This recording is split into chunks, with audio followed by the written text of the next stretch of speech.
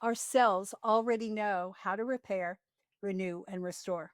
All we need to do is step out of the way. And when we do, we realize that fasting isn't about deprivation, it's about liberation liberation from cravings, from chaos, from chronic illness. Welcome back to Reinvent Healthcare and Metabolic Health Solutions, where we empower health practitioners to address the root causes of metabolic imbalances and help people to get truly well. I'm Dr. Rita Marie Loscalzo. I'm the founder of the Institute of Nutritional Endocrinology.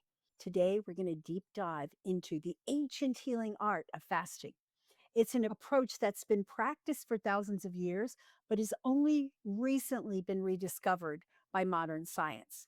From autophagy and stem cell regeneration to mental clarity and metabolic reset, fasting unlocks a power within us that food can sometimes keep hidden.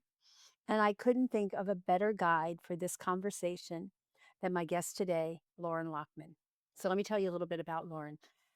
He's age 64, and at age 64 has been a 38-year vegan and has been following a raw vegan diet for 33 and a half of those years. He's been a health coach since 1987, and he began supervising water-only fasts in 1996. And for the past 29 years, he's run the world's largest dedicated water-only fasting center, where he's guided nearly 12,000 people through fasts, averaging 26 days with consistently profound transformation. Now you know why I invited him here to talk about fasting. So Lauren's also a Reiki master. He's also a certified permaculture instructor, and he likes to body surf. He's a poet, he's a frisbee enthusiast, and a backgammon player. So he's got a lot of skills, and his knowledge about fasting is superb. So what my goal is for this presentation today, or this talk today, is to leave you as a practitioner, as a health coach, as a doctor, a nurse, whoever you are, with the knowledge to know when you have a patient or client that you're working with that needs the power of fasting. Loren would probably argue that everybody does, but how do you know when you want to be referring somebody to fasting and how it can be done safely and effectively? So without further ado, Loren, welcome. I'm so excited to have you here. Hey, Dr. Rita Marie, how are you? Good to see you. I'm really good. I'm really good. And you know, my beginnings in health actually started with fasting.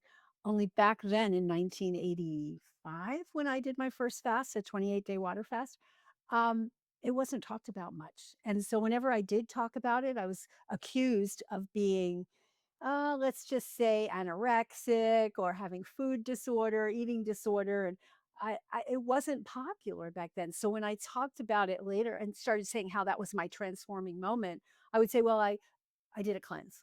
I did a detox kind of program. But now in the last, I don't know, 6, 7 years, fasting has become popular. And I would love to talk to you about it. I would love to share your experience. So how did you get into fasting? And then we'll go through, how do you do it safely and what are the physiologic effects of fasting? Sure. Well, let me start with how I got started. Probably a common story with people who wind up doing things like this. I got very sick at 23. I got much worse with 3 years of medical care. I finally woke up at 26 and realized that medicine was just suppressing symptoms. I wasn't getting any better. I was getting much worse. I walked away. At that point, I didn't really know what I was going to do. I tried everything else. I tried chiropractic, I tried homeopathy, I tried herbs, I tried everything I knew of, and nothing was really helping me. And I finally came across a book written by Arnold Ehret called Rational Fasting. And in this book, Ehret was talking about people going extended periods without food. And, it sounded a little crazy to me, but at the same time, it made some sense to me. And I'd had a little bit of exposure to fasting. I'm Jewish, but only on my parents' side, both. And so I grew up fasting 1 day a year. I knew I could do that. I literally thought, well, I'll try two. And I parked myself close to the refrigerator just in case, because I didn't really know if that was possible. I survived 2 days, and then I did 4 days and 8 days and 12 days. And I worked my way up until I was doing 21 days at a time. And it completely transformed my health and my life. So much so, at the time, you may remember this from conversations way back when, but I was in commercial real estate and have a background in finance. And I was working in that field. But people who knew me would come up to me if they hadn't seen me for a while and say, "Oh my God, you look amazing. What did you do? Could you help me? Or could you help my spouse? Or could you help my kid?" Right? That sort of thing. And so before long, I started coaching other people, helping people, not with fasting, just with health in general. Around the same time, I wound up realizing that the diet I'd been eating my whole life maybe wasn't the healthiest thing in the world for me. And so I wound up making significant dietary changes, as you've already said, uh, first vegan and then raw vegan. And I've been living on a fruit-based diet now for 33 and a half years. I'll tell you, I went from being the sickest person I knew at 23 to 26 to not having been sick one single day in 38 years. And, I'd love, there may be people who think, well, you got good genes. Maybe. I've got six siblings. They all wear glasses. My vision is still better than 20/20.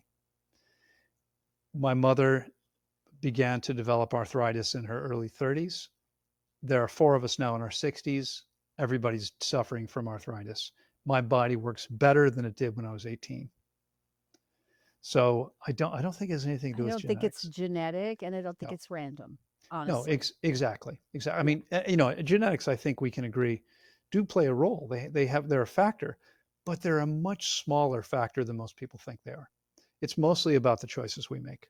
absolutely. So it's said, even amongst, all the genetic geniuses, if there are any out there, that it's really 95 to 98% lifestyle. That the genetics, yes, make you more prone. It makes me more sensitive to cigarette smoke. It makes me more sensitive to some of the things I probably shouldn't be exposed to anyway, but I'm going to be more sensitive to it based on my genes. Yeah, exactly, exactly. Genes load the gun, lifestyle choices pull the trigger. We've all heard this before. Yeah, Yeah. we've talked about that a lot. So yeah, I mean, for me, it allowed me to take my health to a whole new level, and I didn't really know what I was doing at the time. This was pre-internet, and Yeah. so I didn't know there were places I could go. I didn't know anything about that. My guide was this dead guy, right, in this book, and so I made a lot of mistakes, but over time I figured things out. And ultimately, my health coaching clients were asking me to guide them through fasts. And by this point, I realized that there were places to go, but I wasn't really crazy about what I saw because most of them seemed way too institutional to me. As I'm sure you're aware, hospital patients who can see a tree from their bed heal on average of 15% faster than patients who can't see a tree. Wow. And this is just seeing a tree through your window, even though Yeah, you're in an urban exactly. setting, Yeah, right? not sticking your feet in the dirt and No, touching the tree and nugging the exactly. tree. And Yeah. I wanted to create a place that was actually completely ensconced in nature. Yeah. And so, as you said, I ran that place for nearly 30 years. My last location, where we spent the last 13 years, 37 acres of spectacular tropical paradise. It was amazing. Many people said it was the most beautiful place they'd ever seen. And I definitely think that being in that environment was a That's huge part boon of the to heal. healing. Absolutely. Absolutely. Yeah. Absolutely. Now, having said that, about 15 years ago, I realized that there were many people, whether it was because of the cost of traveling, my clients so far have come from 156 countries. And so there are people coming from third world countries that just our prices were high for them. Plus, they had the cost of travel. And so I began working with people remotely. And now I'm exclusively working with people remotely, still see amazing results. It's, it may not be the same depending on where you are, but it still offers the same basic opportunity to cleanse and heal. And I think perhaps the most important piece for people to understand, and again, your audience is an intelligent, educated audience who knows much more than most people do. But it might be difficult sometimes to remember that healing and detoxification are biological processes, right? I was years ago. I was in Dublin, no, Belfast, Ireland, doing a full day seminar. And I said to the room, there's only one thing on this planet that can heal your body. And a hopeful voice from the back of the room said, "You?" I said, "No, not me. Oh, It's your body. it's your Only the body. body can heal itself." Fasting, which It sounded crazy to me. It still sounds crazy to many people today, 40 years later. But the bottom line is that of the roughly 25 million animal species, all of them instinctively lay down and stop eating if they're sick enough or badly enough injured. And the reason is very simple. Processing food takes a significant amount of energy. There's only estimates. I believe it's probably around 50% of our daily energy goes to processing food through the body. Whatever the number is, it's a lot of energy. And so every other species instinctively stops eating so that all that energy can be shunted toward the processes of cleansing and healing, regeneration, etc. And so, you said in the intro, I probably would recommend everybody. The truth is, I've never seen anyone who doesn't benefit from this process. And it's amazing because there's some data that shows that while it's incredible for people who have issues they need to heal, as you and I both did, people who are well might actually see a larger positive shift by fasting long enough and properly. Yeah. Because, if you've been on the planet, I don't remember exactly how old you are, but I'm going to guess it's at least 35. At Um, least 35, at yeah. least. Double that. So when we've been on the planet for decades, even again, I know you've been very conscious for many years now, right? As have I. But I still spent nearly half my life making relatively poor choices before I started shifting. Okay. And until we get the garbage out of the body, and it's not just from what we've purposely put in, but that's the biggest factor. I mean, we're living in an increasingly polluted planet. We're affected by Wi-Fi from everywhere. We're affected by cell phone towers, microwave signals from everywhere. But there was a study, I think 15, 20 years ago, where they looked at 75 persistent environmental toxins, and they took a statistically significant sample size, thousands of people in North America. These were things like PCBs, dioxin, etc., most of which have been outlawed for decades already in North America. They found the average person had more than 50% of them in their bodies in measurable quantities. So there's a lot of stuff in there that doesn't belong. No matter how much exercise you do or how good your diet is or how well you sleep or anything else, until we get the toxic stuff out of the body, we're never going to feel and function the way that we're capable of. Yes, and that sounds like, from what you just said, it's not a one-time deal to get the toxic stuff out because we're going to go back and be exposed, right? Where the environment isn't changing. It's a really good point. What I would say to that is that most people, if they've already been 2, 3, or more decades on the planet, probably need to fast 2 or 3 times for 21 days or more. And again, I know that sounds crazy to many people, 21 days without food. My average client fast is 26 days. My longest client fast was a young man from the UK, from London, who had stage 4 testicular cancer. He was morbidly obese. He was about 5'6", 250 pounds.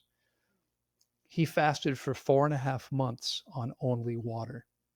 Okay. Now, I talk about water only fasting, and I'm not mincing words. So when people say, are they taking salt or electrolytes? No, it's water only, spring water only. That's all it is. Again, it sounds crazy to most people because most people don't realize that our bodies are super intelligent. Our kidney's job is to get rid of everything the body doesn't want in the bloodstream while keeping what it does. So, as long as we're not making the body exceptionally dehydrated, and we don't have to be dehydrated at all, but as long as most people are starting off pretty dehydrated, most people are very so as long as we're not drinking too little water or drinking too quickly, because if we drink too quickly, the kidneys can't keep up, and then we do wind up losing some of the vital electrolytes. As long as we're not doing one of those two things, there's virtually no risk, if we're doing this properly, of creating an electrolyte problem. And so the length of the fast is really determined by the amount of reserves. And even that's a little bit surprising. I have many, many clients who come to me exceptionally lean because they can't gain healthy weight. It might be because of a specific, well, I guess it's always because of some condition. In some cases, it's been diabetes.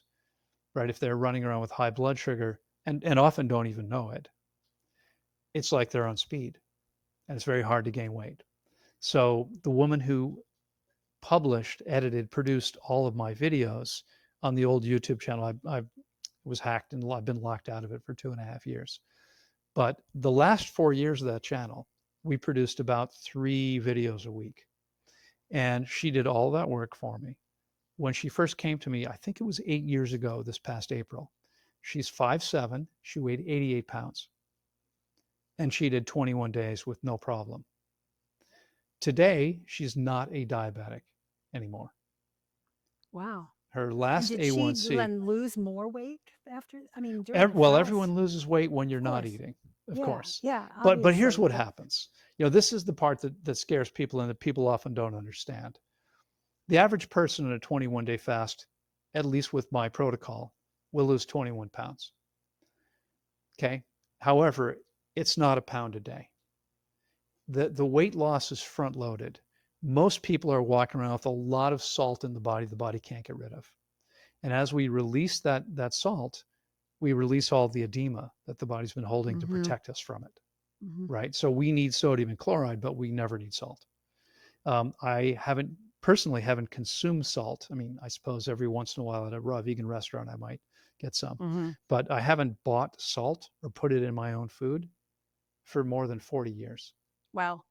We don't need Wow. it at all. We're meant to get all the nutrients we need from our food and from sunlight, etc. So Yeah, but the food people are eating is not supplying their nutrition, no, there's no right? question. I mean, Yeah. if you're eating the Synth conventional commercial crap, you're going to wind up with issues. with deficiencies. Yeah. Yeah, and I mean, one of the things, it became clear to me a long time ago, both from the standpoint of nutrients and also from the standpoint of toxicity, of safety, is you have to buy organic food wherever possible. And of course, it's not perfect. I mean, there are probably people that are paying bribes, but if it's not organic, we know it's loaded with poison and probably doesn't have a lot of nutrients in it, right? There's major issues because when we spray the soil with pesticides and herbicides, we're killing the bacteria in the soil that allow the plants to convert inorganic minerals into organic ones. So the fruits and vegetables won't have the mineral content that they should. Okay, when we're eating stuff that's been grown in healthy soil and picked at the right time, it does have all the nutrients we need. And again, we don't need to focus on this, but I'll tell you something that surprises most people. At 64, I haven't taken a single supplement in 33 years. Wow. I get everything I need from my From food. food and sunlight. Yeah. Interesting.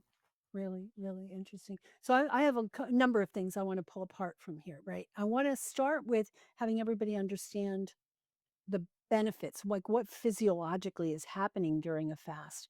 And then I have tons of other questions related to what you just said Let me start by saying that I can share what we know is happening. There are probably a lot of things we're not even that aware we of don't yet. even know yet. Exactly. The big one that people talk about is autophagy, as you mentioned before, which comes Right. from the Greek self-eat. So, in the absence, in fact, the word was coined, as you might know, by Japanese Nobel Prize winning scientist Yoshinori Ohsumi. He coined the term autophagy. He studied this process for probably 10 or 12 years. And what he determined was that it happens much more effectively and efficiently in what he said in starvation, in the absence of food. Okay. So when the body doesn't have to spend all that energy processing food, it's able to put energy to getting rid of the stuff that doesn't belong. And you said beautifully in your introduction, the body knows, I don't remember the exact words, but the body knows essentially what doesn't belong there. Right. So when we're fasting, it's able to get rid of the stuff that doesn't belong. And so we see tumors and all kinds of growths disappearing as people fast when they fast long enough and properly. Okay, so autophagy is a huge one, right? Because this is the body getting rid of all the stuff that's stuck in the body that doesn't belong there. Okay, we're detoxifying though on so many different levels. There's 5 primary channels of detoxification, and we're eliminating toxins through all of them. So it's interesting to see adults who've had beautiful skin for years developing acne as they fast. Now, it usually goes away by the time they're done, but the body is using every channel, including the skin. Largest organ of detoxification, not typically the most active, right? We do most detoxification through the kidneys, and we see amazing things there. The part that's probably most shocking, and it's controversial, many practitioners have been taught this isn't real, is the mucoid plaque. We see clients, virtually everyone, because almost all of my clients fast for 21 days or longer. Okay, it doesn't happen with very short fasts of 7, 10, 16 days maybe, but 21 days or more. If someone has gotten enough water throughout the process and done it properly, because that's important too, as I said before, we're going to see them eliminating pounds and pounds of old, hard waste. And it's amazing what happens when that stuff is out of the body. Is It's that incredible. during the fast or is it after they No, stop fast? yeah, After. that only happens. It for the average person, it happens on day 4 of the refeeding process. Okay. Again, when they follow my protocol, based on the quantities we're giving people, and the types of things that they're eating. On day 4, most people are going to have their first bowel movement. I just had a client who fasted 30 days and did not have a bowel movement until day 7, and that's by the time they had their first bowel movement, they'd already eaten. Let me think, 30 meals. Okay. So, if there's no old hard material in there, why isn't this stuff leaving the body? Okay. Now, when it does leave the body, it's incredible what happens. Migraines that have been present for decades for people disappear. We had a client recently, 52 years old, who said to me on the 5th day of refeeding, last night I had the worst migraine I've ever had. And he'd been dealing with this for decades. This is why he fasted and fasted as long as he did. I think it was 26 or 30 days. I don't recall now. And he said to me, I had this horrific migraine, and then I had a bowel movement, and the migraine immediately disappeared. We see the same thing happening with things like fibromyalgia, chronic fatigue. So many issues, I believe, are tied to the presence of this material because when it's in there, and it's people say, well, yeah, but I've had colonics and enemas, or we've looked and there's nothing there. We've had colonoscopies. It's not in the colon. Your colon is relatively straight, right? Starts at the ileocecal valve, comes up, gentle 90-degree turn, comes across, gentle 90-degree turn, 45, and then it's out. It's about the same length as your height. But your small intestine is 3.5 to 4 times longer.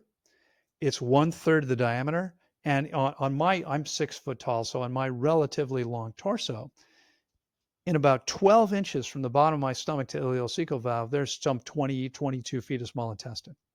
It's all twists and turns. This is where the stuff gets stuck. And I had one case that was really fascinating because the man had had his entire colon removed. He had an ileostomy. Okay, so small intestine coming through the abdomen into a bag. He fasted with me twice without a colon, 42 days each. And each day, every single day of the fast, old hard material entered the bag from the small intestine. Oh, wow. This is what's going on for everybody that has a colon too. Wow. But it's going into the colon. It's going into the colon where Yeah. it collects and builds up, usually becomes a bit hard to move again until someone starts eating. And usually it takes several days worth of food to move that out. But it's incredible. And it's amazing what happens. Um, I don't remember. I think you have children, don't you? I have 2 children. Yeah, I thought so. So I'm guessing, I mean, like most women, you probably peed a lot at night when you were pregnant, right? You probably know the reason for that. Mhm. This happens for most women because when they lay down, the weight of the baby is sitting on the bladder. On the So bladder. it Yep. feels like it's full when it's not full. Yeah. And that means you pee, but there wasn't much there. But So not an hour much. later, you have to pee again. Yeah. That's what happens. Well, the exact same thing happens when we're fasting and rehydrating this old material. I have a woman Oh. fasting with me now. She is uh, about 60 in Maui, one of your favorite places on the planet. Mhm. Yep. Um, and she said to me, "Yeah, I wake up 5 times a night to pee every night." I said, "Well, there's only 3 possible reasons that that's happening. One, you're pregnant. I think we can probably rule that one out. Two, your prostate's enlarged. We can probably rule that one out too. Okay. The third one is that there's stuff in the intestine. And sure enough, it's interesting with a good bioimpedance device, we can actually see the body fat going up when someone fasts. Now the fat's not going up, of course, but these devices back into the fat. So they're calculating lean mass in the water and whatever's left over is fat. As we hydrate stuff in the intestine, so water anywhere else in the body shows up as water in the body, but the water that we're holding in the intestine, hydrating old material, shows up as fat. So it looks like these people are gaining fat. And I've had people gain fat every single day of the process. You must get frustrated No, unless they no, it's, understand. well, they'd be frustrated. Sometimes they're frustrated. And sometimes it amazes me. I had a psychologist, a well-educated person who came to me extremely morbidly obese. Again, 5'2", 250 pounds, 260 pounds when she started at 5'2". And so she said to me the first day, how much weight do you think I'm going to lose this week? Well, the first week, the average person loses 11 pounds if they're in an appropriate weight range for their height. People who are heavier are going to lose more weight, and people who are leaner are going to lose much less. I didn't actually finish that story, but the woman who came to me at 88 pounds, 5'7", only lost 40% as much weight as the average person does. That's what happens when people are very lean. They lose weight very, very slowly. In fact, it was fascinating. A couple of years ago, I had a gentleman fasting with me for 45 days, I believe it was. He started off 6'2", 340 or 350 pounds. At the same time, I had a naturopathic doctor fasting with me who's 5'6", and she weighed 85 pounds. So again, we can actually see what's happening with body fat. And again, I realize these devices aren't perfect. We use a $500 machine. It's pretty good, but it's still not going to be perfect. But according to the machine, he was losing 3 to 4 pounds of fat per day. She was losing between 1 and 3% of a pound of fat per day. So he's literally losing 100 times or more fat than she is. Okay. So when someone is very fat, what the body does, incredibly intelligent, is it keeps the metabolism high because it wants to get rid of that stuff. When someone is very lean, it slows metabolism down so they don't lose more weight than they need to. Because here's the thing, like I've recommended lots of people to fast, and the people that are too lean, and because I don't have a center, I'm not seeing them, all that. Right. I have always said, no, no, no, you're too thin. If you were heavier, I would recommend fasting, but not because people are freaked out. Actually, people who are thin are more freaked out about their weight than people who are heavy. Well, often that's true. Yeah, Yeah. that often is true. And so, I mean, I spend a lot of time educating people. And again, I can assure them that if they do what they need to, they're likely to lose between 40 and 70% as much weight as the average person. But when they're done, I mean, it's crazy what happens. There's some muscle loss because the body is converting muscle to sugar to feed the brain. Even when it takes 10 to 11 days for most people to be fully into ketosis where they're running exclusively on fat, almost exclusively on fat, because there's always some muscle being converted to sugar. And again, we measure this every single day. I've seen tens of thousands of data points because we've been measuring this now for well over 20 years with thousands. And you're measuring it how? How are you measuring the ketones? You're doing a finger prick? We're not measuring ketones anymore. We stopped doing that because I didn't really think there was so much point in that. What we're measuring is muscle loss, fat, water, and muscle every day. Exactly. So we can see what's going on there. Um, there's always going to be some muscle loss, but most people put that muscle back on very quickly after the fast.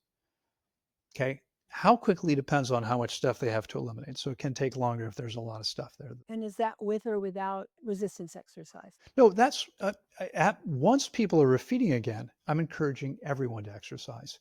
You know as well as I do that regular daily activity is absolutely essential to a high level of health. There is no such thing as health without movement, right? We have, and I'm completely clear about this. Again, you know me well enough to know it's there's a full picture. We have to have the water, we have to have the right diet, we need to get enough sleep, we need to get enough exercise and activity, we need to have sunlight. something that a lot of people shy away from. We need that, actually. And a stress management system. Absolutely. We have to have some way to deal with the stresses of life. Right. Yeah, Right. Right. exactly. Okay. So somebody comes to you, clearly she was 88 pounds at 5'7", and you didn't recommend against fasting. No, no, I've had plenty of experience. I mean, I've had hundreds of people that lean fast because again, these are people who can't gain healthy weight with what they're currently doing. Often there's something in their system that's in fact, often what it is, they often have a lot of old hard waste, which means they're not absorbing anything very well. Exactly. So there was that woman, there was the other one, 5'6", 88 pounds. We had a guy year and a half ago, young man, 35 years old from Sweden, who is 6'4" and weighed 127 pounds. Oh, We had a man from Florida who was 6 foot tall, 101 pounds. This wow. is when they started their fasts. When they started. Oh, They're all perfectly fine. They all transformed their health completely by going through the process. Now, obviously, when someone's very lean, I mean, there are people who are too lean to fast, but it's got to be. I mean, it's typically the people who are literally anorexic and in the throes of mm, anorexia. You can't fast them if they have no fat reserves because they're not fasting; they're starving. right. Um, but even people who are 5% body fat, and I was there for 30 years. I'm a little heavier than that now, but even those people can easily fast for 7, 8 weeks or more if they Whoa. do if they do it properly. Yeah. Okay, so tell me what's properly. Like you drink water, you don't eat anything. What's more to know? Okay. Have you ever seen a dog or a cat get sick enough to refuse to eat? I don't know that I have. I mean, I've seen it theoretically, but I don't know if I've physically been Okay. in their Okay. presence. So anybody who's listening, probably many people have seen this happen.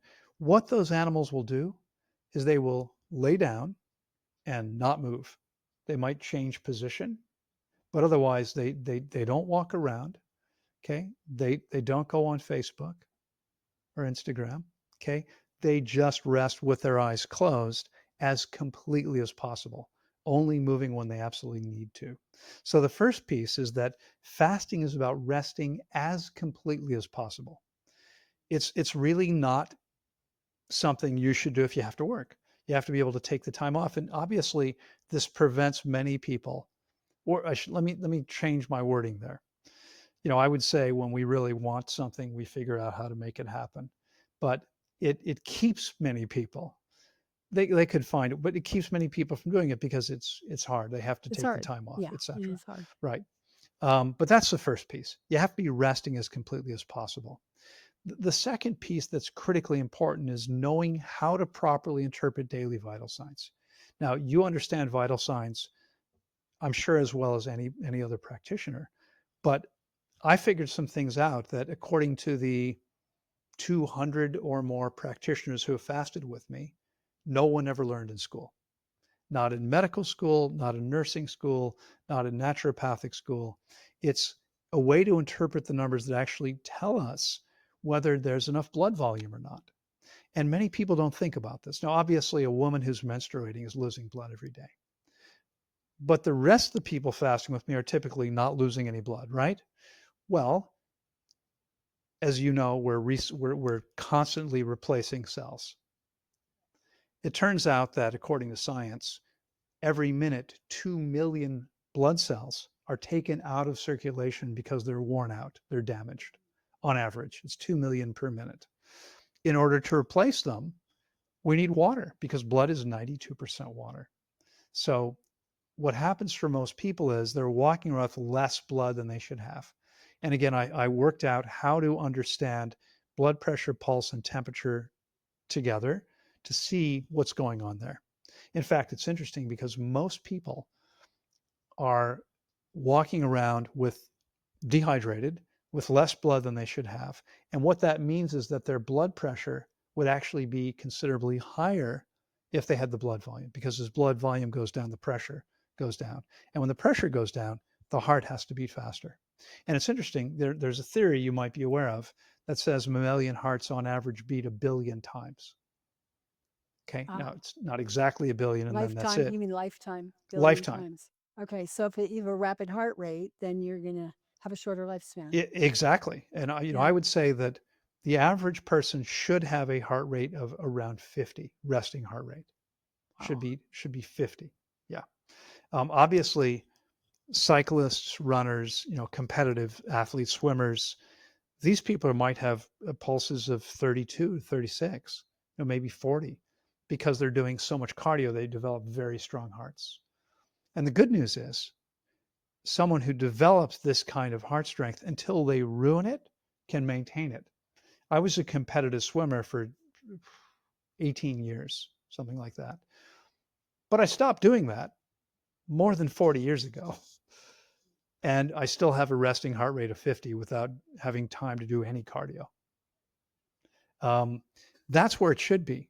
But what's happening for most people, even if it could be there, it's going to be higher because they're dehydrated.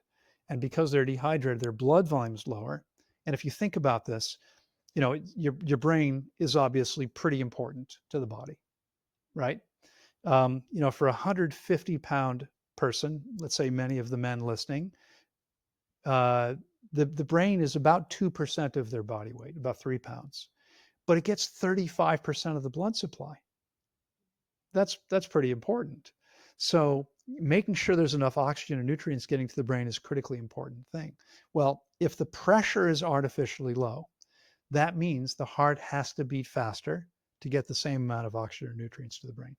So simply hydrating the body to the extent that we can bring blood volume up to where it should be means the heart rate can slow way down. So how are we measuring that? How are we gonna? I mean, you can obviously measure blood pressure. You can measure heart rate, but how? If say, I'll give you an example. When I was back in my 20s and I started running and all that, my fasting heart rate was somewhat 56 or 54 or something like that. And now it's higher than that. Now it may be more like 68 or 65, sometimes 60. But, it's gone up. How would I know if that's related? And I'm not exercising any less. In fact, I'm exercising more than I was back then. How would I know if that's related to low blood value? Okay, so do you know what your blood pressure tends to be? Tends to be somewhere around, 110 over 70 ish, something like that. Okay, all right, which isn't bad. I mean, so first of all, I believe, and I know this isn't what they teach in medical schools. I believe that systolic pressure should be between 90 and 110. Hmm. I've helped thousands of people achieve the highest level of health they've ever experienced, and like me, never get sick again. And pressure is always going to be between 90 and 110. Okay. So 110 is okay, but the pulse pressure, the way that's being taught these days, I don't think, I think they're missing the boat, right? Okay. So at 110, I believe the pulse pressure should be 47 points and yours is 40.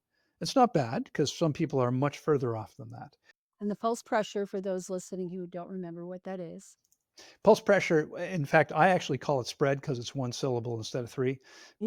but it's the difference between systolic and diastolic And pressure, diastolic. right? Right. So 110 over 70 is, 110 minus 70 is 40 points. But I believe at 110, it should actually be 110 over 63. That would be Okay. ideal at 110. And again, I've worked this out after looking at thousands and thousands of data points over the last 30 years and seeing what actually happens and what works. And it's interesting because there's a direct correlation between the difference between where the pulse pressure is and where I believe it should be. That what I call the spread differential is directly related to the pulse. So if you're in your case, that would make your pulse pressure 7 points lower than it should be. So that means a couple things. It means A, your pulse would be 7 points lower. It's a one-to-one correlation. And it sounds crazy, but I've got thousands of data points and you can see it over and over again. We bring that pulse pressure up 7 points where it should be, the pulse falls 7 points, all other things being equal. And again, it happens over and over again, which is obviously a very good thing because we want to slow the heart rate down.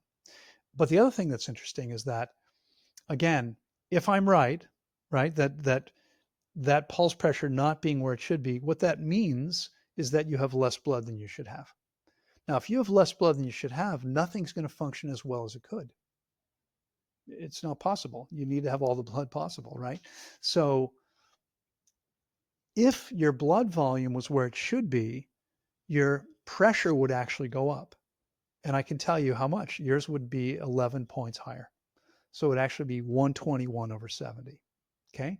Now we're looking at a perfect spread, but the pressure is a little higher than it should be. A little higher than it should be. And that's what's going on for virtually everyone. So imagine I see people all the time who are, let's say, in their mid 70s, and they've seen their doctor, and their doctor, they say to me, my doctor said I'm doing great. My blood pressure is only 132 over 85, something like that. And many doctors are going to tell someone that age, that's not bad for someone your age. That's pretty good. Okay.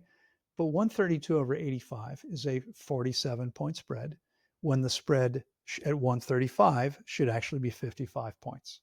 So their actual pressure would be 12 points higher than it looks like it is. Now all of a sudden it's 147 over 85, and no one's going to say that's okay. It's not okay, right?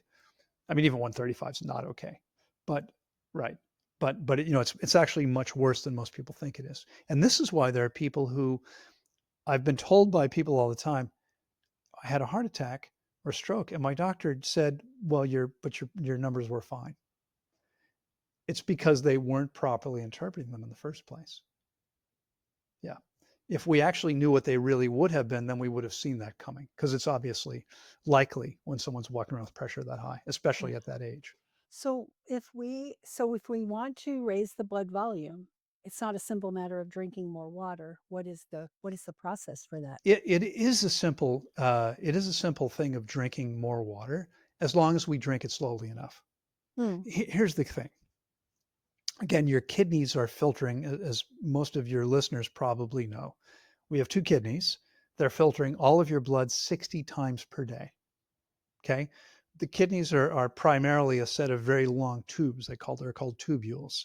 And their job is to filter out all of the things, the primary job, filter out all the things the body doesn't want in the bloodstream. This includes toxins that should have never been in the body in the first place, right? Anything, I mean, whatever you inhale, fumes from the gas pump, cigarette smoke, anything that gets in the body, much of it winds up in the bloodstream and is going to be filtered out through the kidney. So it's our primary way of detoxing. But it also includes things that the body wants and needs, but needs to have in specific quantities or proportions. So the way most people eat, most people are consuming a lot of salt every day, right? And that means because sodium and potassium have to maintain this ratio to each other in the bloodstream, the average person has to be excreting salt all the time.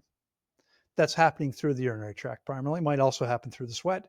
You probably see other people when you run, when they're sweating, but you can see the salt stains on their shirt, right? That's because their body's trying to excrete all this excess salt. Now, I live on fruit and soft leafy greens like lettuce for 33 plus years. I'm consuming very little sodium. Enough, because when the body's in balance, we're not losing those minerals all the time. We're maintaining them. So I don't need a lot to be okay. But I'm consuming a lot of potassium because fruits are very high in potassium, right? So my body is constantly excreting potassium to make sure this level doesn't go up higher. All right. Each body is going to do whatever it needs to do. That's all happening through the kidneys. In order to raise blood volume, we need to make sure we're taking in water, but not at a rate faster than the kidneys can handle it, because the kidneys are essentially a filter, and every filter has a maximum flow rate. Okay. Your kidneys can handle, I've seen it published, up to a liter an hour. What I find is that what's safe when people are fasting is no more than 500 milliliters, or roughly 16 ounces, just over 16 ounces per hour, slowly over the course of the hour. So it's not just a quantity, it's a pace. I've got a 16-ounce glass here that I'm sipping from. Mine's 32 and it's almost at the bottom, but I drink with a straw, so that makes it go slow. Well, I mean, you can simply time it. You should drink, in my opinion, those 32 ounces over the course of 2 hours. And I love 16-ounce glasses, containers, glass that you can see through, because if this is the amount that I can drink in an hour, In 30 minutes, I should drink no more than that. And at 15, no more than that. And in 7.5, no more than that. And 3 3/4, no more than that. And 1 7/8, like Yeah, that. yeah, yeah. Yeah, but you do that with a 32-ounce mason jars as well, right? You You just can you can this do is a that. 2-hour supply of water. I mean, it's a little hard, when we're fasting in your normal life, right? And again, I know you're a busy lady, so you're eating, and when you're eating, you're replacing those electrolytes all the time. Okay, so it's less critically important when you're eating. When my clients are fasting for nearly a month at a time, it's really important that we're not flushing out electrolytes. So I like the 1 hour supply in a vessel as opposed to a 2 hour supply or larger, because I want to make sure they're really able to track where it is, because that's critically important. If they drink too fast, what happens is they're gonna pee out the excess water, but they're going to lose electrolytes at the same time. Right. So the way we increase blood volume is by getting water in slowly enough. Now, the other thing that we can do is, and for many people, I mean, you may already be doing this to a significant extent, but for many people, people are consuming things that are dehydrating to the body. Okay. And if they're dehydrating, they're taking water from the body. The estimates are now, for the average American, close to 70% of calories from ultra processed foods. Yeah, Crazy. it's insane. But here's the way I love to talk about this, because it's a great visual. You've eaten corn chips at some point in your life. Yeah, not for 40 years, but yeah. I love that. Um, how much water would you guess is in a corn chip? A little bit above 0, if not 0. No, well, it's not zero. It's about 3%. Okay. Okay. And if 3% sounds like a lot, white bread on average is 50% water. Oh, But here's the thing: stool is 75% water. So if you're eating things that are 50 and 60 and 40% water, you are losing water with every meal. right. But again, let's come back to the corn chips. When the corn chips leave your body, are they as dry as when they went in? I You hope you not. you better hope not. Exactly. Yeah. That would be incredibly painful. So Yeah. they're going in almost completely dry, and they're coming out 75% water. They're Yeah. taking water from the From the body. body. Yeah. This is why I live on fruits and leafy greens. Now, people think, yeah, but we need more protein. And again, I think there's a possibility, Rita, I'm not sure if you're ready for this, so I'm glad you're sitting down. At some point, you and I might both age a little bit. At some point, Some point. Yeah, I'm it's noticing a possible. few It little could it wrinkles and, could happen. the gray hair and all that It stuff, could it could it happen. happens. So, Actually, my hair is jet black, but I dye it gray, so I get more respect. yeah. Oh, okay. Got it. That's a good one. That's a good line. Yeah. Um, Okay. so I've got to shave the top of my head all the time too. Same thing. Yeah. Um, Well, it turns out that many of the things that we think of as normal aging are actually, I believe, long-term chronic dehydration. Hmm. And so it's interesting.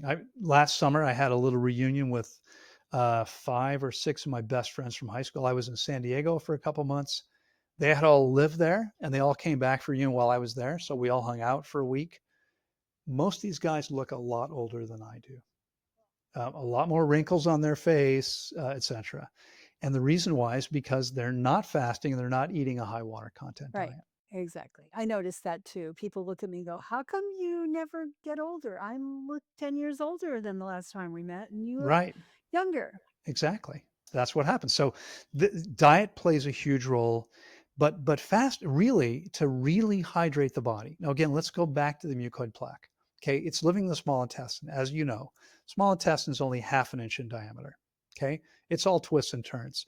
Everything we eat and drink passes through there. Now water begins to be absorbed through the small intestine into the bloodstream, but most other substances are going to pass through that entire membrane, right? That entire piece of the intestine.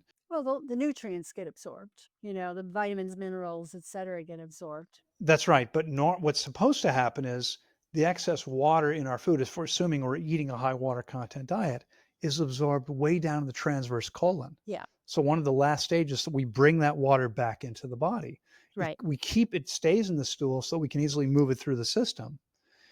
But when people are eating things that are low in water and fiber, it's hard to move stuff through. And this is why this stuff gets stuck in there.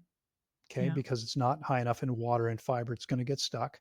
This is why you'll hear people, if you've probably seen some of these videos, the folks who are now eating a carnivore diet, and they'll say, I only have a bowel movement every 7 to 10 days. And then they'll say something ridiculous like, but that's because I absorb everything I'm eating. Real carnivores in nature have a bowel movement an hour or two after every meal. Mm. They have to eat and excrete because their intestines are short, Short. Hmm. smooth, and straight. So a Yeah. 500-pound tiger, it's 12 feet from mouth to anus. Okay, that Very that different tiger is animals. nearly it's more than 4 times your size. Yeah. I'm sure, right? And yet your digestive tract is 2.5 times longer, Yeah. which means 10 times longer proportionally. Yeah. That's a pretty significant It's difference. different. Yeah. Yeah, it's completely different. So in our bodies, anything that goes in that's not high in water and fiber, a little bit gets stuck. And it winds up staying there until we fast long enough to, and properly to get this out. In the meantime, I think of it like a giant sponge because as we eat and drink things where we would normally be absorbing water back into the body, this giant sponge is absorbing the water as the stuff goes through the system. Okay. And then, of course, at night, when we're not eating and drinking for 8 or 10 hours, what happens? It dries out again and the stuff never goes anywhere.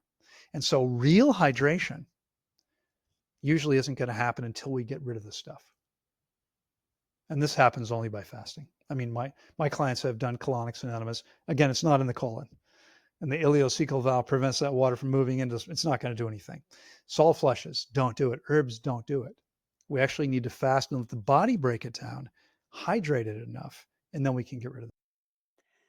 So fasting. Okay, we're talking about fasting. And a lot of people, there's a stigma, right? There's a stigma. I'm not gonna go a long time without fasting. You say 21 days.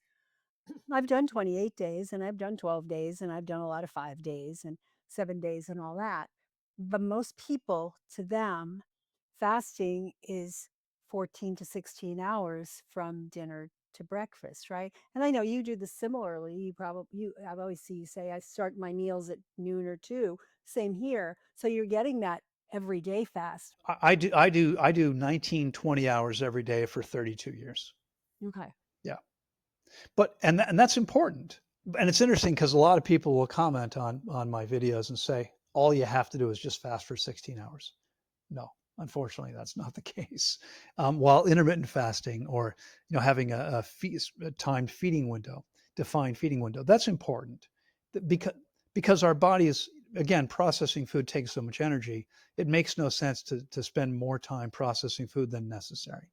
In fact, I would say the only thing that longevity experts seem to agree on, the only thing they seem to agree on, it's not diet, it's not other choices, it's not biohacking. The only thing they agree on is that consuming more calories than necessary shortens our life.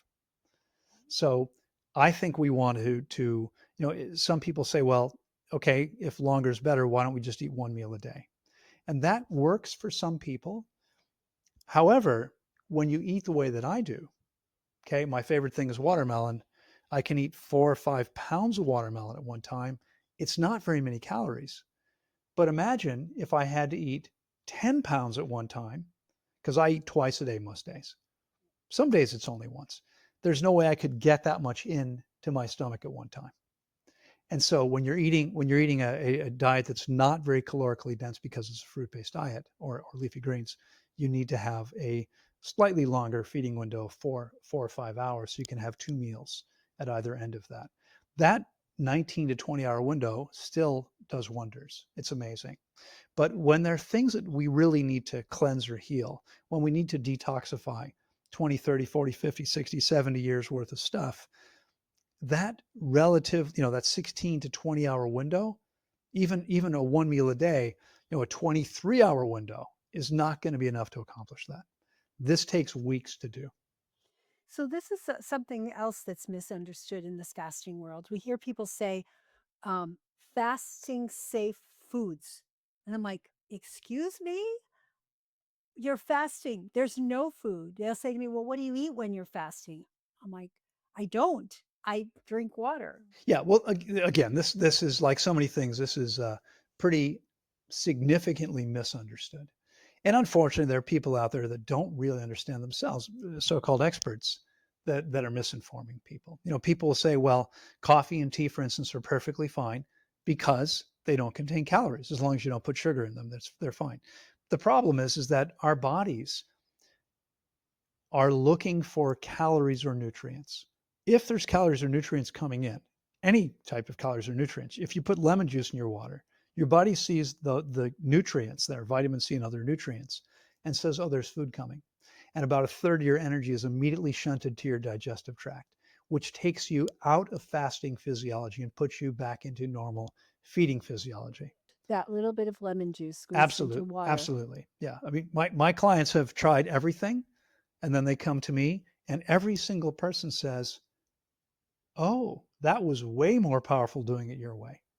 So it's water only, not no salt, no electrolytes, nothing else, no lemon juice, nothing at all. And as long as they do this properly, I mean, most people again are kind of amazed by how long someone can safely go and by the incredible shifts that we see, the benefits that we see.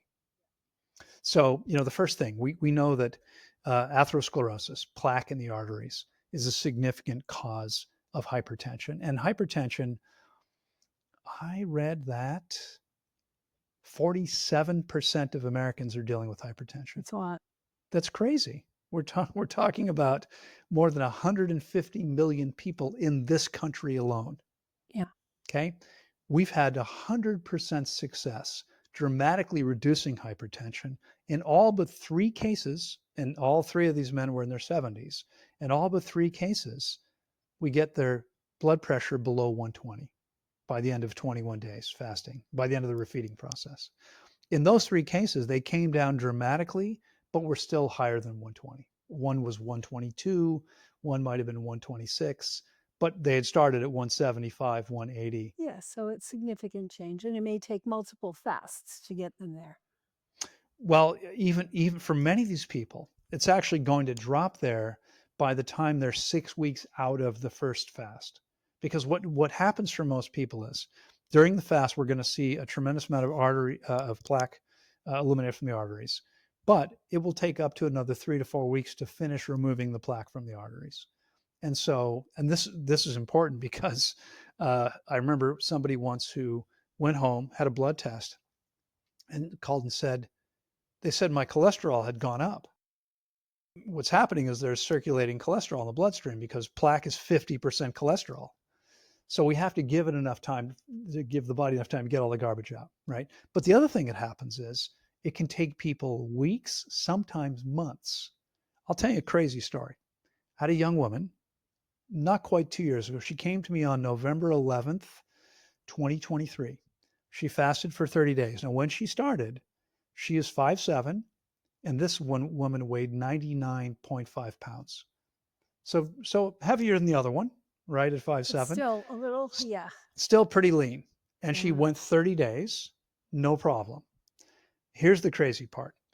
She had booked to do a 6-week fast, 42 days. Okay, well, that's a 9-week process. And she did this at my center in Costa Rica. So she booked a 9-week stay and she stayed the entire time. But because she only fasted 30 days, she had 33 days refeeding. During those 33 days, she averaged 10 bowel movements per day. Oh, And then I didn't hear from her. Well, we did our 6-week follow-up call, and she said to me, I'm still averaging 10 bowel movements a day. oh, Then I didn't hear from her. Okay. So November of last year, it had been over a year since she came to start her fast. It was the end of November. She'd come on the 11th of November. And she said, through the end of June, for more than 6 months, she averaged 10 bowel movements per day. oh. Even into September, she was still having many days a week with 10 bowel movements. And even in November, it was still happening. So it can take some people a long time to get all this stuff out of the body. Did she eventually normalize down to two or three? I mean, I think about two or three being the number of meals you eat. Well, exactly. There should be a bowel movement for every meal. She was eating 3 meals a day. She did indeed normalize down to 3 bowel movements a Yeah. day. Um, but again, an example of someone who couldn't gain healthy weight. Did she eventually gain weight Well, you know what? I haven't heard from her. I'll since reach last out to her because I November? haven't heard from her in a while, so I'm not sure what's happened since the Yeah. last report. Yeah. Usually, when someone's having trouble building muscle mass, they're not going to be able to build much until they get this old waste out. Yeah. Because the body's really focused on getting rid of the stuff which is toxic to us always. The stuff that's stuck in there is stuff the body wants to get rid of. So it's the primary focus. Yeah. Interesting. Okay. Mhm. So it's not a contraindication if they're too thin. Well, it can be, but for most people, someone would have to be really, really thin to not be able to fast at all. And so you talk a lot about these 21, 28, 30-day, 45-day fasts. Right. And most people, practically speaking, in their life, it's not a thing that they can do, right? So is it beneficial to do shorter fasts more regularly? Like say 1 year I was doing 5-day fasts back in 2019. I was doing 5-day fasts every 4 to 6 weeks. And by the end of that day, and then I started to do that, moving into the following year, and my body was like, no, I can't fast. I can't fast. So Yeah. tell me, talk to Right. me. So I don't recommend doing that. The reason why is because from 16 to 20 hours into the process until you're about 3 to 3.5 days into the process, your body's actually focusing on converting muscle to sugar. And again, this is surprising for people. And it's interesting because we measure, as I said earlier, we measure muscle mass, body fat, and the water in the body. So even when someone comes in and they've got, let's say they're 350 pounds, I think the largest we actually had somebody once who was too big for our scale. The scale wouldn't. Yeah, and the scale only went up to 420 pounds, I think, 425 pounds. They were heavier than that. Um, so we have people sometimes who are very, very large. Uh, Even those people with a lot of excess body fat, right? I mean, this was someone at 400 and more than 420 pounds who probably should have weighed 120 pounds. Okay, so there's a significant amount of fat on the body. Even those people are going to be converting muscle to sugar because our bodies are set up to run on glucose as the primary fuel. Now, again, this is controversial because a lot of people now think, oh, keto is a wonderful thing. I don't know of anyone who's actually studied this long term and who's not doesn't have a dog in the race who would say that keto is ever a good idea long term. But I found though that when I'm doing a fast, 5-day fast, whatever length it's going to be, I'm measuring glucose and ketones. And usually at probably 24-ish hours in, I'm shifting into the ketones are high and the glucose is way low. And it stays that way until the end. And then when I start to refeed, obviously it goes back. But um, that says to me that I'm not losing muscle, converting muscle to sugar, because I would still get the highest sugars. But I do see lots of folks who that happen, they just don't have that same reaction that I do. And that, by 5 days, they're still having high sugars and low ketones. So your body is well adapted to fasting. Um, but even people who are losing a lot of or converting muscle sugar, we don't necessarily see sugar go high. It just depends on how efficient the body is, right? I mean, the sugar comes into the bloodstream, the body then gets rid of it. It's using it for fuel. So that's the reason this is happening. But my point here, I mean, so you're right. I mean, some people are going to be better adapted than others. But generally speaking, this is what happens. And my real point here is that even when someone has a lot of body fat, the body actually wants to run on sugar, not fat most of the time. It wants to. And so for most people, it's going to stay running on sugar for a few days, and then it's going to start to convert to fat. For most people, it takes 10 or 11 days for ketones to reach the highest levels. Okay. And for muscle loss to minimize. And this is why almost everybody who works with me typically fasts for 10 or 11 days or more. Now, coming back to your question directly, is it beneficial to fast for 5 days or 7 days? It can be, absolutely, especially for someone whose diet has been less than optimal. The truth is that the cleaner your diet is, the less benefit you'll get from a very short fast.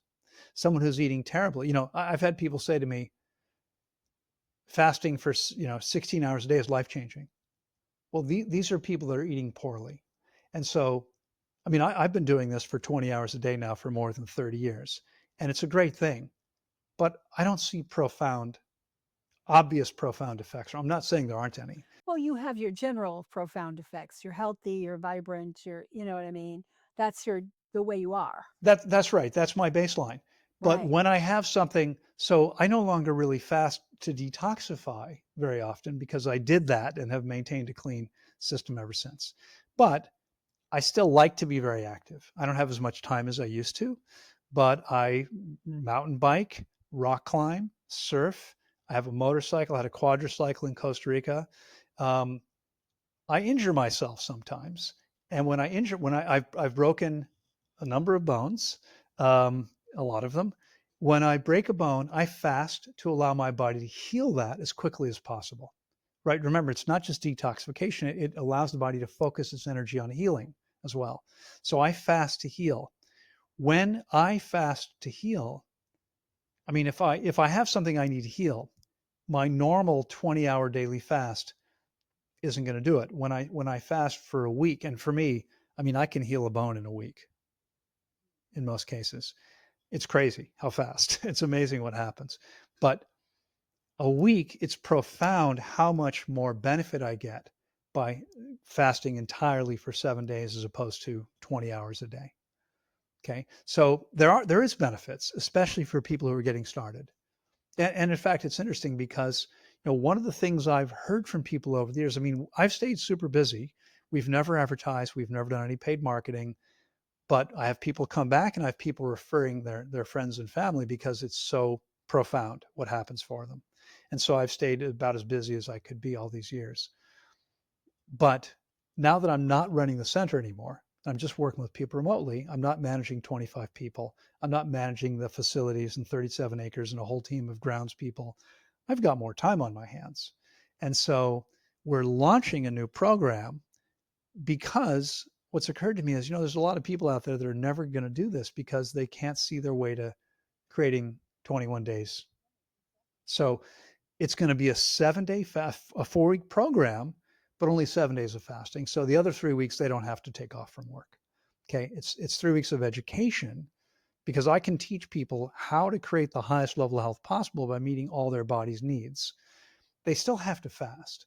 And for most people, this won't really be long enough to give them the greatest effects. What I'm hoping will happen is that people can say, oh, you know what? I can do 7 days. I can take a week off.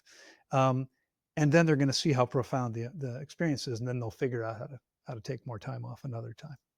So we'll see what happens with that. Yeah, it'd be very interesting to see because making fasting more accessible to people I Exactly. think could be important, and that's the thing I hear all the time. And for me personally, I used to easily fast, and lately it's just like I can't get the first day's the hardest has always been for me. It's like and then by the second day it's like, "Oh, you already did it for a whole day, just keep going even if it's hard." But I have not been able to get past that first day in several months, and I like to do a periodic, at least 24-hour fast. Do you find that with folks? Is there like uh is it my body got out of balance and now I can't fast as well? Or Well, it's that it's possible. I mean, yeah, certainly, unfortunately, what tends to happen as we get older is we get more dehydrated, right? Most people a little bit more every day. That makes the body less efficient at detoxing on an ongoing basis, right? It's also true that if your lifestyle choices, I know they've been excellent for a long time, but if they're not optimal, then there is going to be over time the impact of stored toxins. So it makes sense that if it's now many years later since those longer experiences, yeah, it's going to be a little harder for your body to do. And it's an interesting point because many people say to me, "That's crazy. I can't even skip lunch, or I feel right. terrible." That's what most people say. I've always said to them, the harder it is to skip a meal, the more meals you probably need to skip. Need to skip. Yeah. Because what happens is when most people, the only time they're not processing food during the day is at night when they're asleep, Yeah. right? They have that long break. Most people are eating from shortly after they wake up until shortly before they go to Before sleep. they go to sleep. Yep. And so there's very little detoxing that happens because processing food takes so much energy. This I would suggest is why we wake up with bad breath and a coated tongue and stinky pits because our bodies have been detoxing overnight much more than they do during the day. Okay. So when we get the body clean enough, this doesn't happen anymore. It's crazy what can shift. I mean, I guarantee people, if they're coachable, if they're willing to do what they need to, and they go long enough, it's life changing for most people. It's profound what happens. So when you talk about, then this I want everybody to hear that people, if people are going to be fasting, but living their life, like when I did all those 5-day fasts or 10-day fasts, whatever, I was just working the same, I'd go out for runs, I'd lift weights. I did all my normal stuff. I just didn't eat. And I know that that's not ideal. It's not going to be the same as if I went to bed. My first fast, the 28 days, I went to a fasting place and that's what I did. I stayed in bed and I got up and walked around a little bit and then went back to bed and, lights out at 9 o'clock and that kind of thing. That was very different than me doing it at home while I'm running a business and having kids and, No, all no that. doubt. Yeah, Yeah. it's there's a profound difference Yeah. because again, the entire point really is to conserve as much energy as we can so the body can use that to cleanse and heal. So if we're still being active, I mean, people can do it. And with this new program we're launching, we're going to tell people, it would be recommendable that you rest for those 7 days. But because it's only 7 days, you don't have to if you don't feel like you can. Now, I would still say, okay, like if you have to work, you run a business. I run a business, right? We have to respond to messages every day and take some calls and maybe do a few things. It's easier for an employee to take the week off and they don't have to do anything at all, right? When you run your own business, there is no real time off. But still, I would say to somebody, maximize the rest that you can as much as you can. As much as you can. Yeah. Yeah. Yeah. Do So what you have to do. Don't do anything you don't have to do. absolutely. And I agree with that. And I think when people listen, and a lot of practitioners listening going, I can't recommend this to people. They won't even skip breakfast. But good, better, best. Right. So I want to talk to you. Obviously, best is the full fast, whatever it might be best for that person, 28 days, 31, 35. Let's go to that's best. So let's go back to better and then let's go to good. Okay. Well, so for most people would probably benefit by fasting up to 30 days. Okay, and I've talked about a lot of people doing that. Um, I normally recommend a minimum of 21 for, and especially look if you're listening and you're dealing with type 2 diabetes or arthritis or hypertension. Type 2 diabetes, 100% so far. We've had 100% success eliminating it. No need for Oh, yeah. medication. Yeah. We do Easy. that just with food. I mean, You can that's do that easy. by cleaning up the diet, Yeah. right? It's Yeah. mostly obesity. Um, but if you're dealing with, if you're simply not feeling as well as you'd like to, but there's no significant diagnosis, the longer you fast, the more benefit you'll get. Okay. So, I mean, I'd be really honest with myself and say, okay, well, how much time can I take off? What am I willing to do? We have many people who take their vacation, maybe take unpaid leave as well, because it's going to take people to a whole new level. But, 21 to 30 days, that's really ideal for most people. And in some cases, some people with some situations actually want to go even longer than that, right? So better would be somewhere in the 10 to 20-day range. And then for someone who, can't do that or that's difficult or maybe they just want to get their toes wet, I would say do at least 7 days. Now, here's the thing about this. You did your first fast with guidance, right? You were in Yeah. a specific place. Virtually every fasting expert who's been alive for the last 200 years would say the same thing.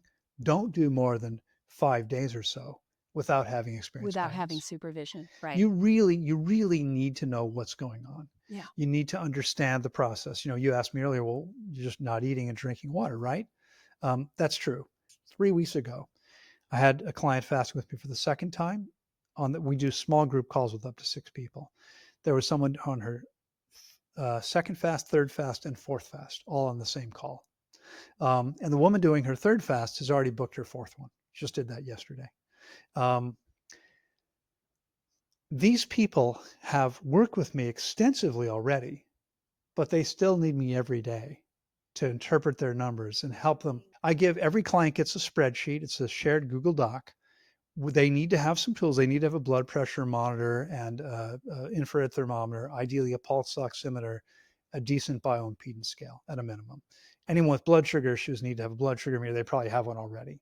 And for people that don't, if they're willing to, for me, my perspective is, hey, more data is useful. The more data we have, the better, right? So I would have people measure all these things every day. They're going to put them on the spreadsheet. I give them a specific protocol. They measure them themselves. They put them on the spreadsheet. And then we have a daily call where we go over those numbers, how they're feeling, what their symptoms are, and any questions that they have. Because most people left to their own devices are going to say, oh my God, is this okay? Maybe I should eat, right? Where I can say to them, I've seen this 5,000 times before. There's nothing to worry about. This is a normal thing, right? It's perfectly okay. And so almost everybody, I mean, my completion rate with clients is around 99%. Almost everyone completes the process they start out to. In some cases, someone will book a long fast and maybe cut it short by a couple of days because it gets very difficult for them. And it's important to understand. I mean, when your body's detoxing, you typically don't feel that well. Yeah. I mean, some people feel okay, but you could experience any symptom at all. And again, I don't think we really covered this early on, but most people don't understand that symptoms are never the problem, right? One of the things, Rita Marie, I hear all the time is someone will say to me, well, I'm not sure if I was sick or if it was just a healing crisis. And I'll say, it's always a healing crisis. Okay. A cold or a flu is your body detoxing. Okay. And this is why it's interesting too, because there may be someone listening. I met a man, I was on a lecture tour in Southern California several years back. And the organizer introduced me to a friend of hers who was a billionaire. And she was upset because he wasn't interested in coming to any of the events. So I said, can I meet him? So he and I took a walk down the beach together for about an hour. And at the time, the flyer said something like, Loren hasn't been sick a day in 19 years. This was like 20 years ago. Um, hasn't been sick a day, right? First thing he said to me was, I'm never sick either. And I said to him, that might be a good thing. And he said, what do you mean it might be a good thing? How could it not be a good thing? I said, well, if you're never sick because your body has no need to cleanse or heal, that's great. If you're never sick because your body doesn't have the energy to cleanse or heal, Right. not so good, right? Right. He got it. And by the end of the conversation, he said to me, he said, Loren, everything you've said makes sense. It's going to take me about 6 months to clear my schedule. And he was a busy guy running a bunch of companies. He Yeah. said, but in about 6 months, I'm going to come spend a month with you. It never happened Never because happened. 2 months later, at the age of 47, he dropped dead. Oh, He was never sick. He was 47 years old. He wow. thought he was healthy because he was never sick. Yeah. Okay. He wasn't healthy. He was so unhealthy. As we walked away from him, the organizer said to me, what do you think? I said, I think he's in deep doo doo. And she said, what do you mean? So we had walked shoulder to shoulder for an hour. She hung back behind us. As you said in the entry at the beginning of the podcast, I'm a Reiki master. I work with and can feel people's energy. I said to her, he's got less energy than this parking meter. Okay, this is not good. It's not good. And sure enough, he was dead 2 months later. Um, yeah. So unfortunately, there may be people listening who think, well, I'm okay. I don't get sick. That could be a good thing. And it could be that there isn't enough energy to do what your body needs to do. When we fast, we liberate all this energy. Then we see people. And this is why often when people stay active, they say, well, this is much easier. I feel fine. And that's because they're just not going as deep that way. Got it. Yeah. Great.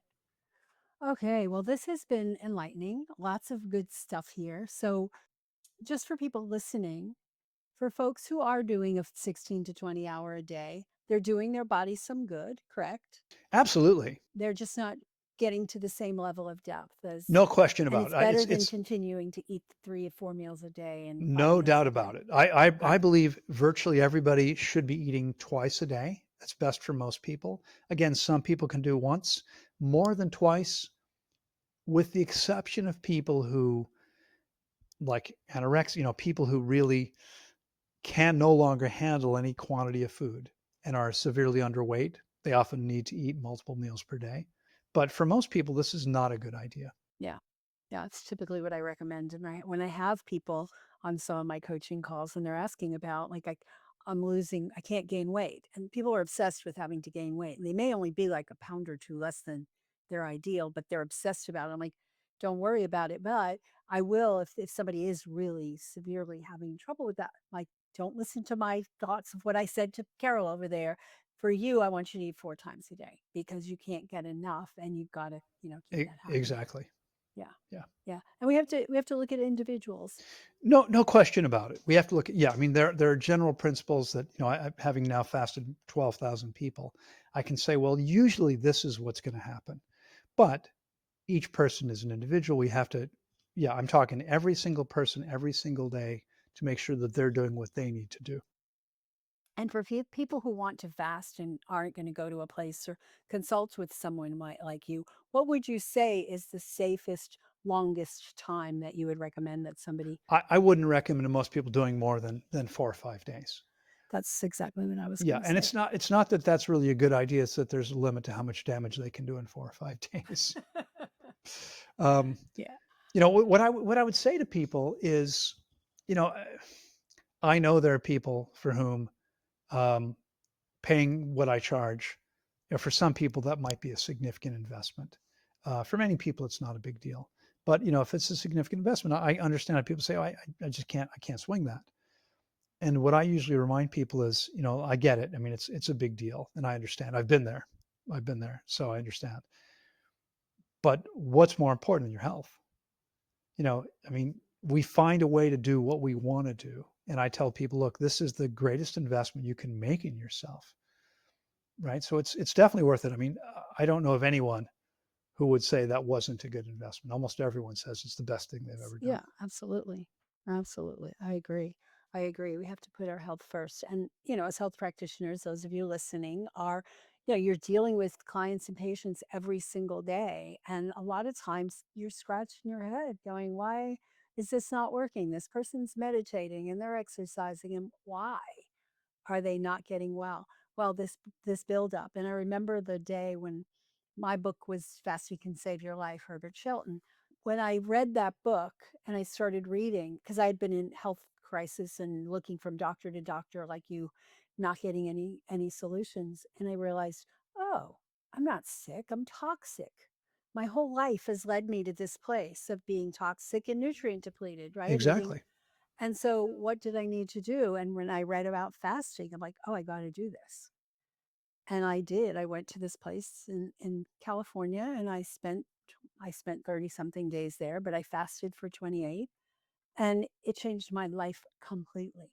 Like all the problems I had beforehand, I never had again, right? Right. Right. And it's very profound. It really is profound. And a lot of people are afraid of it.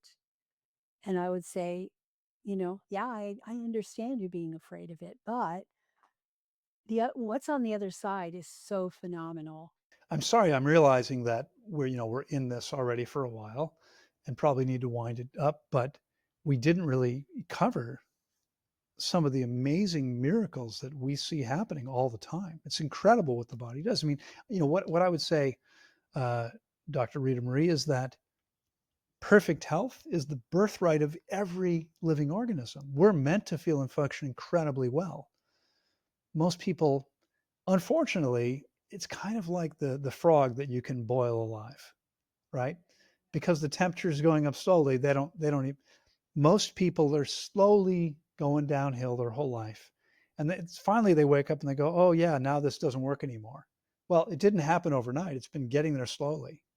Again, I'm seeing this with my own siblings and with all my old friends. It doesn't have to be that way. Okay. We can continue to feel and function better than we ever have. And the cool thing is, in most cases, we can still get it back, even if we've already lost it. And I'm talking about getting what we talked about vision. Okay.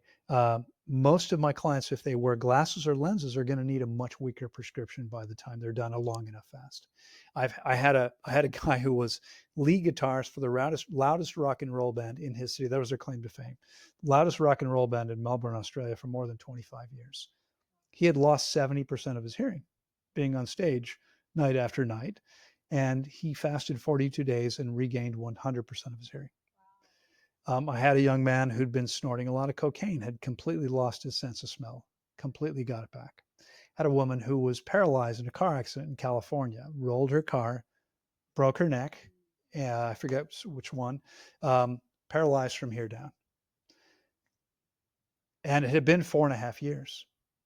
Okay, now medicine says 2 years after paralysis, if there's no healing, no healing is possible. She was able to have bowel movements, to feel her spine, and to begin using her hands for the first time after 4.5 years after fasting. It's incredible what happens. It's overlooked. It's not mainstream enough. People don't consider it a viable approach. And I want to ask you one last question about contraindications.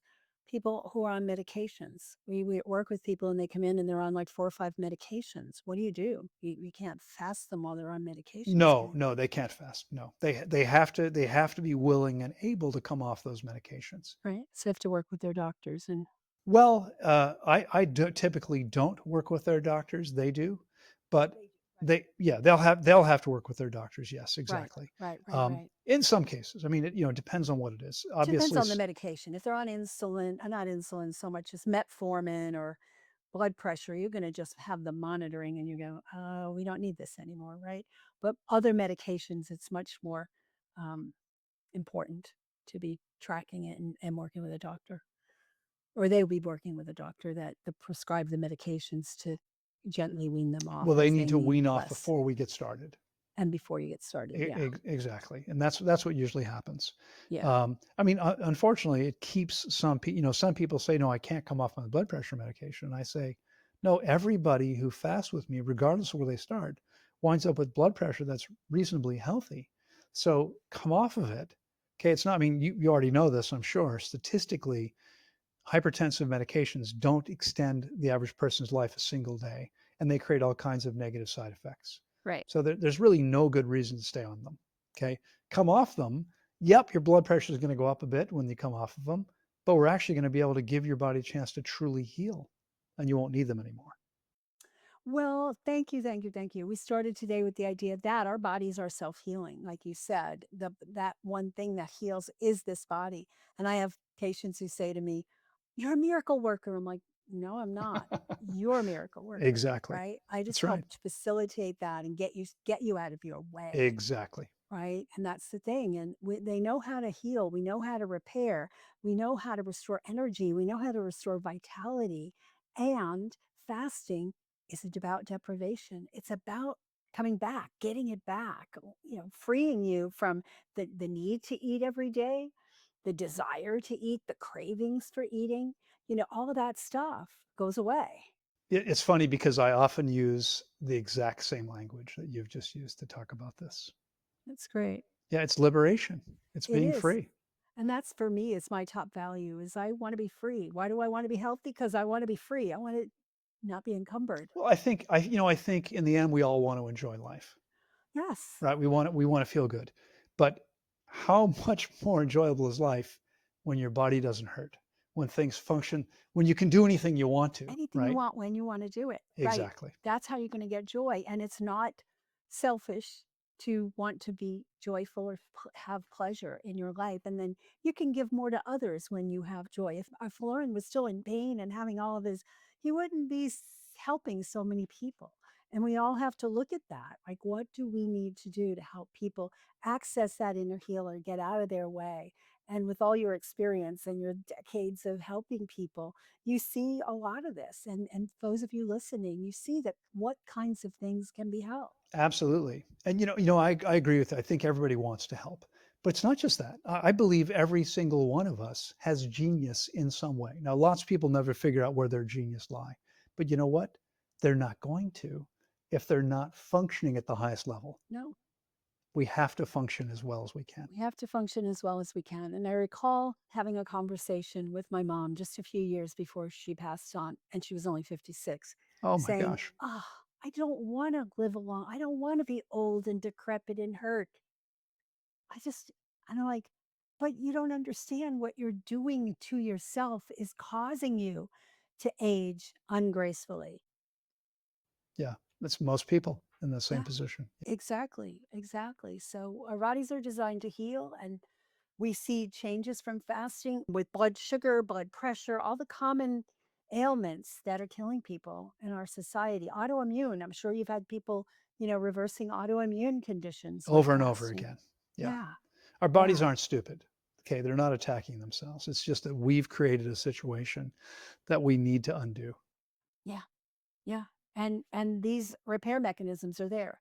They're waiting for us to activate them. We just have to get out of the way. So thank you for sharing all your wisdom and your stories, and it gives people hope. Hopefully, we also get people listening that are not practitioners, that are just here for their own health, and maybe this has inspired you to look for this, look for help, and get some help so that you can get on a fasting regime to get there. And you have as much passion about this as I do, like helping people and making an impact. And I want to thank you and thank all of you who are listening for being on this path, because we're truly reinventing healthcare. And it's one empowered choice at a time. And that's critical. Empowered choices people need to be able to make. Together, we can transform health for ourselves and for our clients. If you enjoyed this video, like, subscribe, and check out our other videos on metabolic health and hormone balance next. I'll see you on the next video.